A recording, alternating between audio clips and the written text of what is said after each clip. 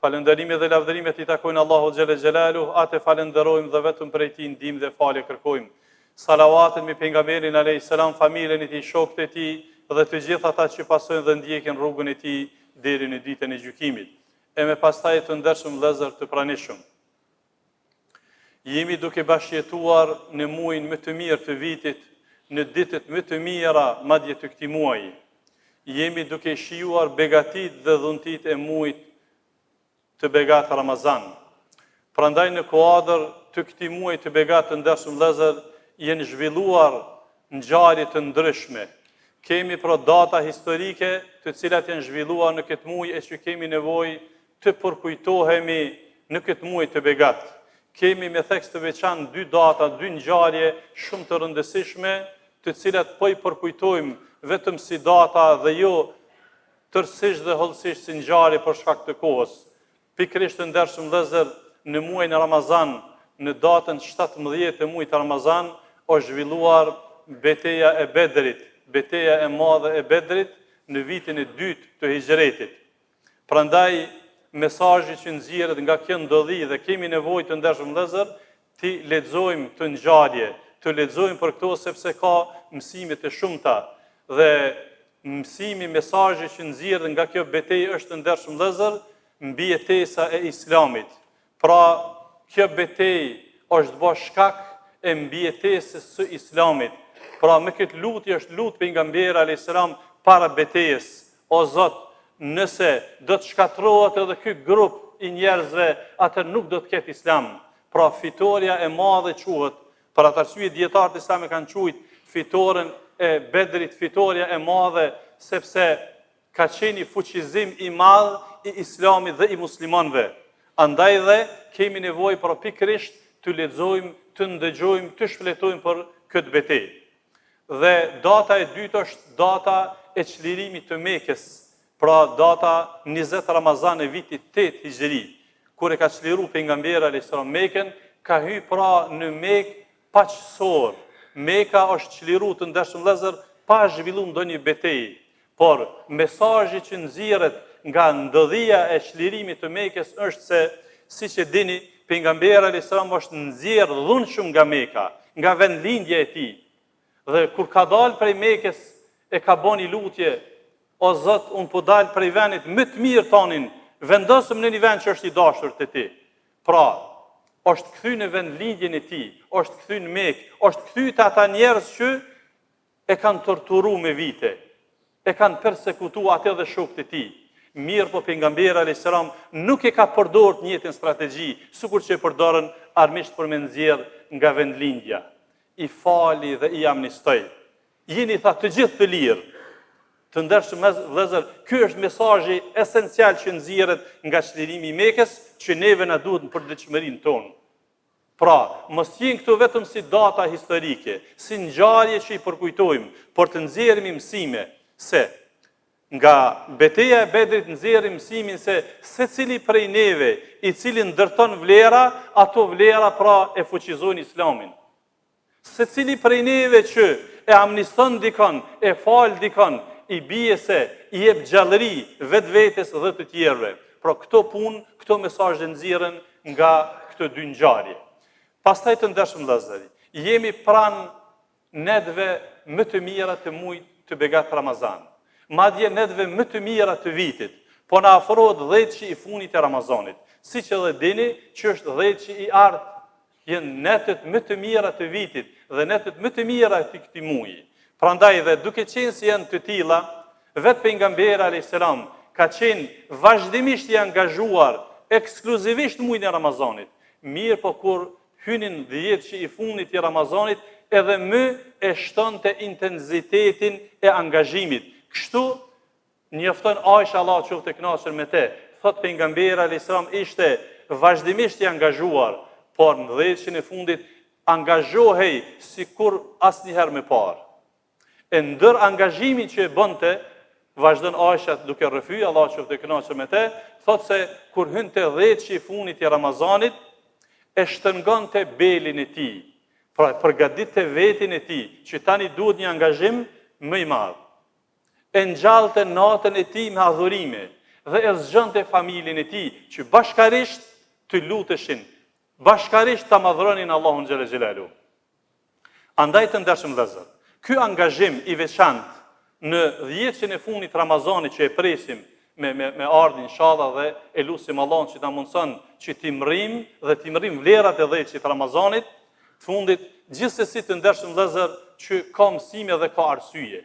Në mesin e arsyeve që ky angazhim i veçantë i pejgamberit alayhis salam, përkundër që ju kanë falë gjitha gjinohat e kaluara, përkundër që ka qenë mbrojtur për gjinoheve, prap ka bë angazhim të veçantë për të përcjellë tek ne mesazh se ajka e Ramazanit është 10 ditë që i fundit dhe këtu qëndrojnë vlerat mëdha. Ndërto është nata e Kadrit.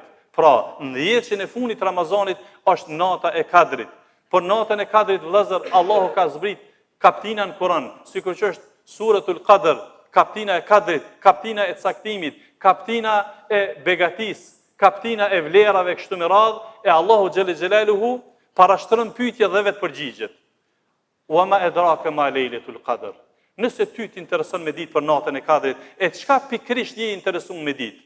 Allahu vetë përgjigjet. Lailatul Qadri khairun min alf shahr. E nëse je interesuar me ditë për natën e Kadrit, Allahu po thot, nata e Kadrit është më me vlerë se sa 1 muaj. Jo sa 1 muaj, më me vlerë se sa 1 muaj. Si i bien praktik, si e kanë komentuar dietarët, nata e Kadrit ka vlerë sa një jetë njerëzore.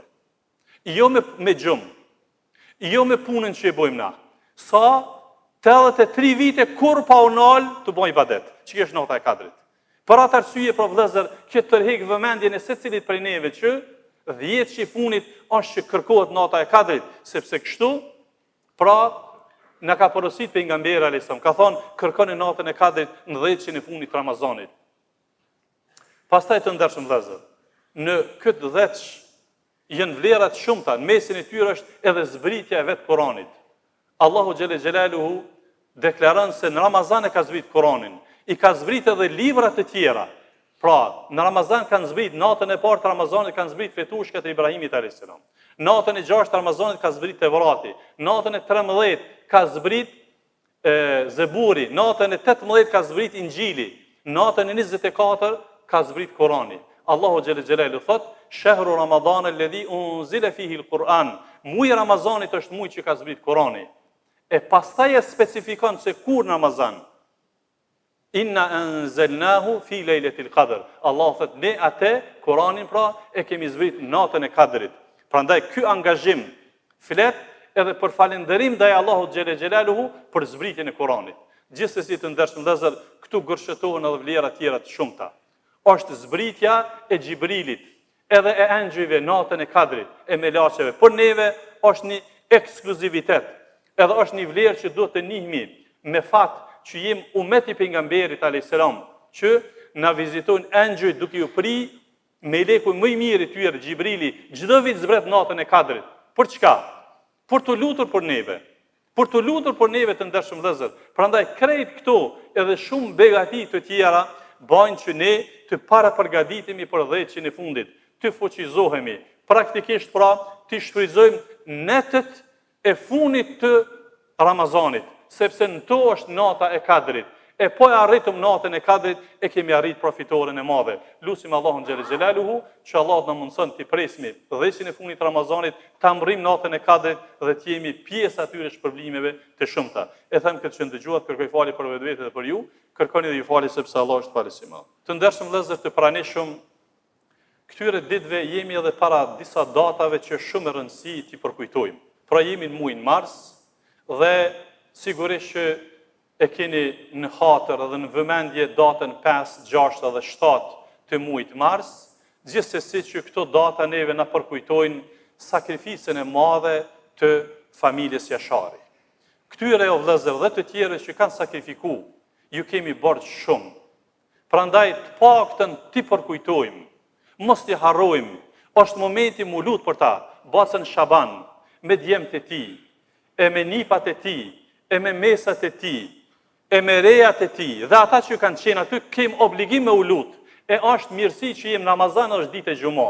Me u lut për ta o vëllezër, edhe mu lut për krejt ata që kanë sakrifikuar që ne sot jemi të lirë, që ne sot vim xhamit lirë, që ne sot agjerojmë lirshëm, që ne sot e zhvillojmë jetën lirshëm. Pra, lutemi që Allahu xhelle xhelaluhu t'i ketë pranuar si dëshmor, si shahida. Lutim Allahun xhelle xhelaluhu që t'i ketë shpërbly të gjithë ata të cilët kanë sakrifikuar më të dhimbshmen. Pra, duke fillu prej familjes Jashari dhe duke u zgjeru të gjithë ata të cilët kanë sakrifikuar, madje ata që janë të gjallë, por kanë sakrifikuar, kanë investuar që ne sot të jemi këtë gjendje që jemi. E kemi borxh vëllezër, edhe fetar, edhe moral, mos t'i harrojmë.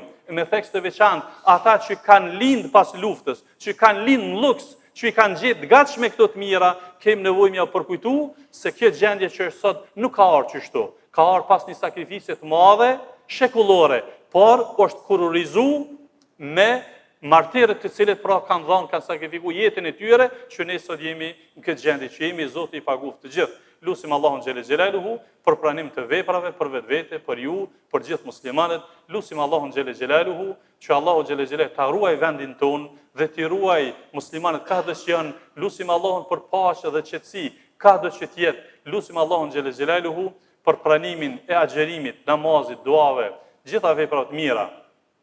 Lutim Allahun xhelle xhelaluhu që t'i shëron të smuarit dhe t'i mëshiron të vdekurit.